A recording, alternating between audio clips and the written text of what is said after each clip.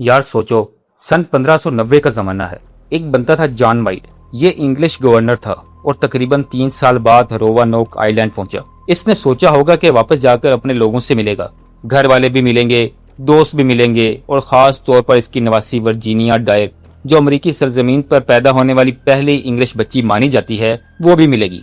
लेकिन जब वो वहां पहुंचा तो सीन ही कुछ और था। पूरा इलाका खामोश था, इतना खामोश कि बंदे को अजीब सा डर लगने लगे। बस्ती तो मौजूद थी, किला भी तकरीबन वैसा ही खड़ा हुआ था, दरवाजे भी टूटे हुए नहीं थे, लेकिन अंदर रहने वाले 115 लोग, मर्द, औरतें, बच्चे, सब के सब गायब थे। ना लड़ाई का कोई निशान, ना खून, ना लाशें, ना ताज़ा कब्रें। बस एक ही क्लू मिला, लकड़ी पर एक लफ्ज लिखा हुआ था, करवाटोइन। और यही चीज बाद में अमेरिका की सबसे पुरानी और मशहूर मिस्ट्रीज में से एक बन गई।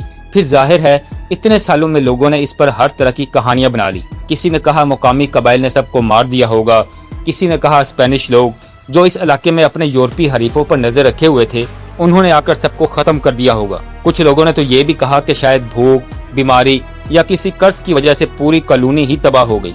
बाद में कुछ पत्थर भी सामने आए जिन पर लिखा हुआ बताया गया कि शायद ये कॉलोनी वालों के पैगामात हैं, लेकिन बाद में वो भी फेक निकले। मतलब 400 साल तक लोग बस अंदाजे ही लगाते रहे, क्योंकि हकीकत किसी को पता नहीं थी। लेकिन अब जो नई रिसर्च सामने आई है, इसने पूरी कहानी का रुख ही बदल दिया। और मजे की बात यह है कि ये ब्रेक थ्रू किसी खुदाई से नहीं, बल्कि एक पुराने नक्शे से शुरू हुआ।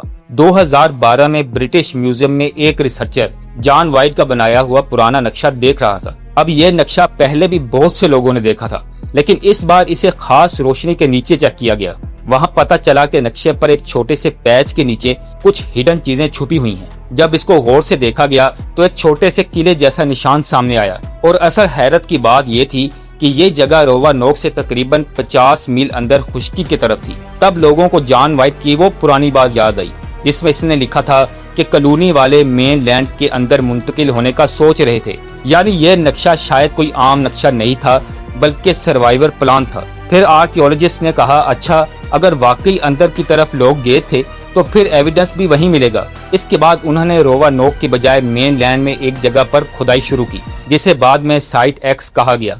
अब जब आप 400 साल पुराने लोगों को ढूंढ रहे होते हो तो लकड़ी के घर या किले नहीं मिलते, क्योंकि वो तो कब के सड़ गल चुके होते हैं। असल चीज होती है वो सामान जो लोग इस्तेमाल करके फेंक जाते हैं।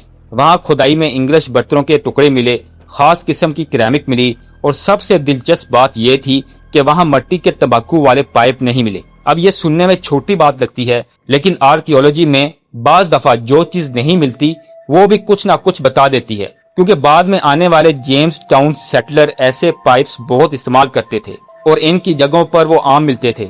यहाँ इनका ना मिलना ये बता रहा था कि ये जेम्स टाउन सेटलमेंट से भी पहले का है, यानी वाकई एलिज़ाबेथन दौर के इंग्लिश लोग यहाँ आए थे।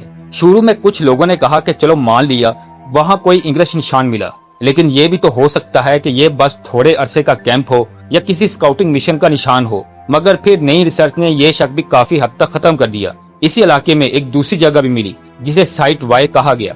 अब एक नहीं बल्कि 2 अलग अलग एलिज़ाबेथन साइट्स का मिलना इस बात को काफी मजबूत कर देता है कि कॉलोनी वाले वाकई मेन लैंड के अंदर मूव हुए थे। यानी अब ये कोई फ्रेंच थ्योरी या बस अंदाजा नहीं रहा, बल्कि काफी हद तक तारीखी हकीकत बनती जा रही है कि रोवानोक वाले लोग जजीरे से निकलकर अंदरूनी इलाकों में फैल गए थे।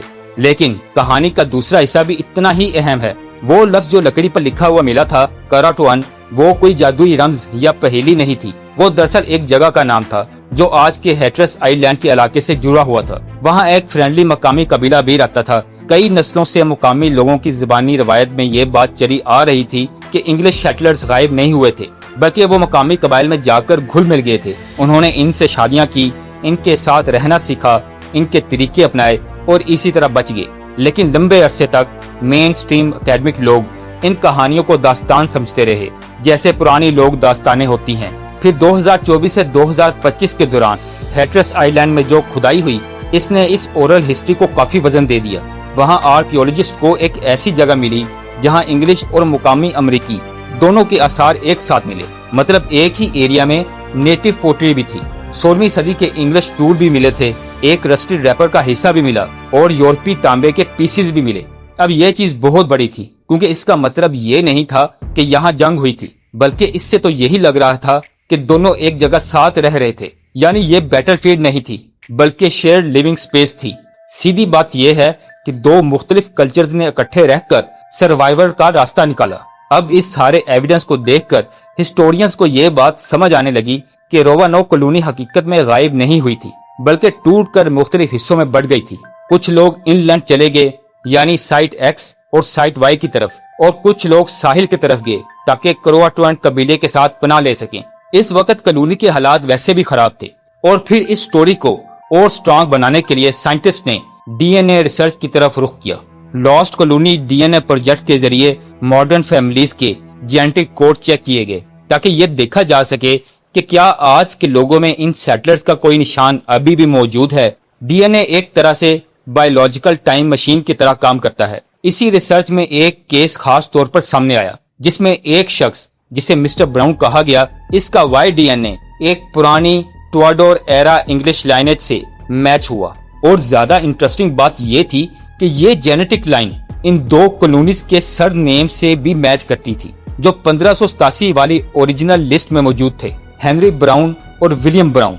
अब ये चीज अकेली पूरी कहानी प्रूव नहीं करती, लेकिन जब इसको आर्कियोलॉजिकल साइट मैप्स और हैट्रेस के कोहैबिटेशन एविडेंस के साथ रखा जाए तो पिक्चर काफी क्लियर होने लगती है। तो असल बात यह है कि रोवानोक के लोग हवा में गायब नहीं हुए थे, वो जिंदा रहने के लिए बदल गए थे। उन्होंने शायद ये समझ लिया था कि अगर अपनी पुरानी आइडेंटिटी से चिमटे रहे तो मर जाएंगे, इसीलिए उन्होंने कॉलोनी वाला माइंडसेट छोड़ा, किला छोड़ा, अपना सामान उठाया और इन लोगों के साथ जा मिले जो इस जमीन को जानते थे। मतलब कॉलोनीजर से ज्यादा वो रिफ्यूजीज बन गए और सर्वाइवल मोड में चले गए थे।